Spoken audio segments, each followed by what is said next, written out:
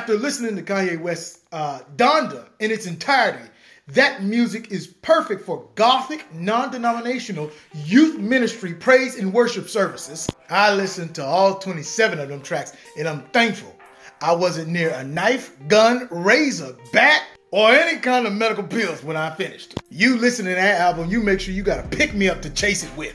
The first track is a Donda Champ, which sounds like you are being initiated into a Kmart cult. After 5 chants, I press skip immediately. Jail is the second track on the Donda album, which sounded like they didn't want to pay for the rest of the beat because I was waiting for it to drop and it never happened. Now I had Jay-Z on there, and I'm a Jay-Z fan. His verse was cool. Now he touched briefly on some of the stuff that Ye had been doing for the past years. In his verse, he says, Donda, I'm with your baby when I touch back road. Told him stop all of that red cap, we going home. I thoroughly enjoyed that verse. He says, stop all that red cap, we going home. Now he's talking about the MAGA hat. On the double entendre is that cap is also slang for lying. Way to go, Jay. Real quick, let's address the moment Soulja Boy was cut from the album, going on a 4-day ranting spree because this verse wasn't on the album. A verse he felt could have helped the album he called a flop. I would have respected if you done like, Soulja, this verse is trash. Go do this shit again. I don't like this shit. If you don't come harder than this, I ain't putting it on my album. That's what you should have said, weak ass nigga. Some say that this was Kanye's face listening to Soulja Boy's verse.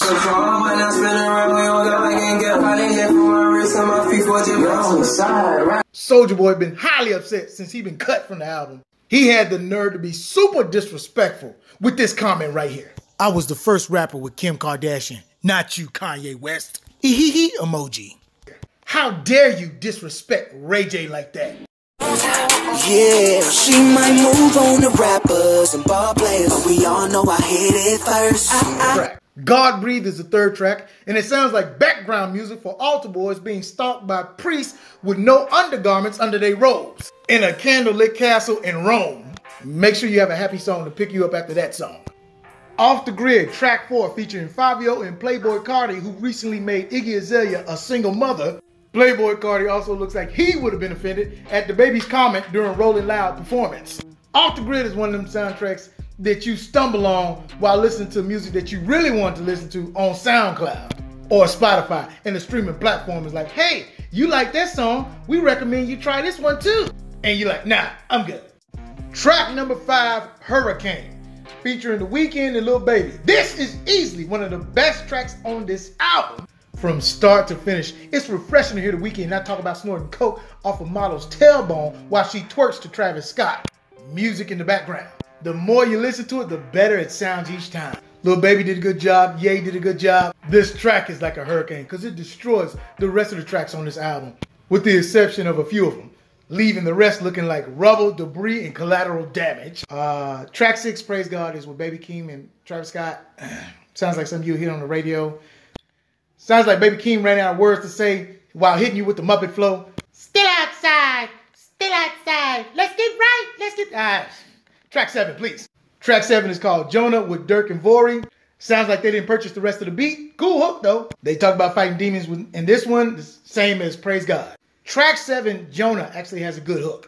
The title of track number 8 is Okay Okay, featuring Fabio, Yachty, and Ruga. It also sounds like something you can hear on the radio as well. Nothing special about this track except the fact that they actually took time out to do it. The beat ain't dropped on this one, and it sounded like somebody kept opening the door to see if they was done yet.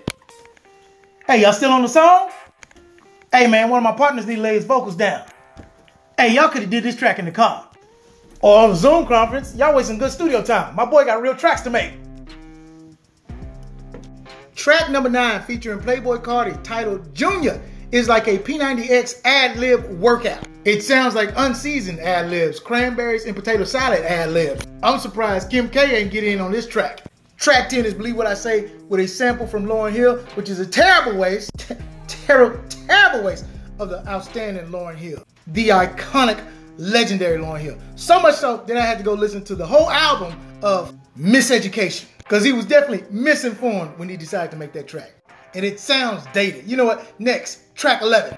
Track 11 is 24, featuring the Sunday Service Choir, which sounds like they are singing into plastic cups and tin cans. Track 12, titled Remote Control featuring Young Thug, is a Biden snooze fest, which could possibly be the gateway to some heavy drugs. If you make it through this Debbie Downer, make sure you got something good to Remote Control was also the song Big Draco was cut from that sent him spiraling all over the internet and social media. Fuck you talking about, nigga? Don't never get on Big Draco phone talking about, I want you to get on the album. You send me a motherfucking song, then you drop the album and it ain't on the album, nigga.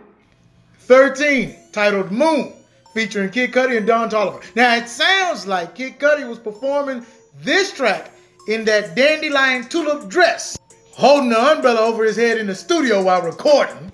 It's a more laid-back track. This Moon track is made for interracial lesbian couples. 14, titled Heaven and Hell. Now, this sounds like something that could go with a series like Flack or Lucifer. 15 is titled Donda. Song doesn't start till about 1 minute and 21 seconds in of a 2 minute and 8 second song. Sounds like the opening soundtrack for Greenleaf. 16, Keep My Spirit Alive, featuring Conway the Machine, K-Side, and Westside Gunn. It's definitely a track you're not about to be playing on the regular if you're just trying to keep your spirit up. Titled Keep My Spirit Alive. Also, they reference Fight Demon. 17, titled Jesus Lord, featuring Jay Electronica. One of the best verses on the album by Jay Electronica. Electronica has a verse on there that says, it's a war outside, it's a war outside, like the last days of Sodom and Gomorrah outside. Now, if you're not familiar with the Bible story of Sodom and Gomorrah, imagine a bunch of Kevin Spaceys on a rampage. But only in this story, these guys don't get to go back to Hollywood working. Larry Hoover Jr. had a testimony on it in regards to his relationship with Kanye and also a story about his father. 18, New Again, made for the youth ministry, non-denominational churches that has ATMs, Starbucks, and daycares for your kids. This is the track Chris Brown was removed from, and he called Kanye a ho-ho for doing it. If you ask me, he did you a favor. Chris. 19, Tell the Vision, a Pop Smoke track. Doesn't even have Kanye on it, and it's just there.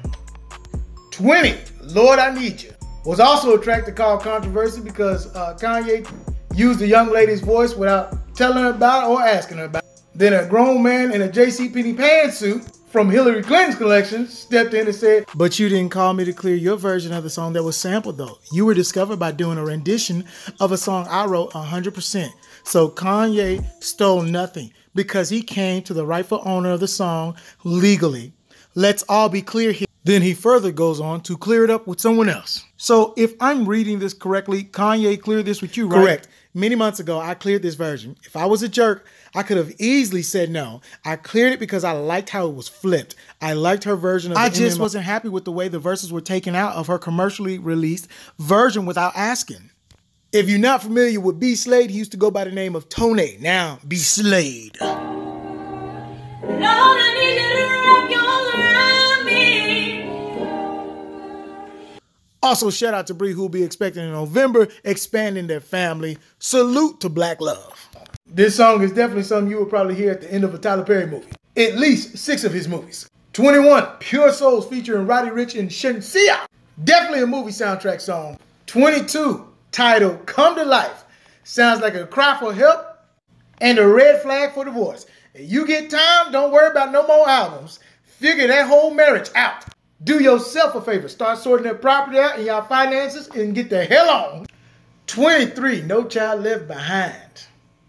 24 is a repeat, but Jail Part 2 featuring the baby. So, fellas, obviously this is not the track that you want to be blowing another dude to in the parking lot. Chris and Michelle is questioning why she feels like she's still canceled, but Travis Scott and Kanye's career is soaring. First of all, y'all not in the same league. Both of them have mainstream audiences. I mean, you make good music, but you can't cancel Kanye for the same reason people can't cancel Candace Owens. Audiences are completely different. And Candace Owens said trans women are delusional. And they still can't cancel her. These opportunists saw an opportunity and took full advantage. Republicans love Kanye so much they cheating on their wives, pounding out prostitutes to the mattress listening to his music. The baby has got hit harder than anyone I've ever seen get hit with a cancellation, and he bouncing back already. Remember, you have the final say when it comes to being canceled. I'm Wellington Ojukwu. You guys been great. Y'all enjoy the rest of your night. Thank you so very much. Ready? Don't forget to like, comment, and share. Follow me on all social media, Twitter, Facebook, Instagram, and YouTube. Thanks for watching. I'm Wellington Ojukwu.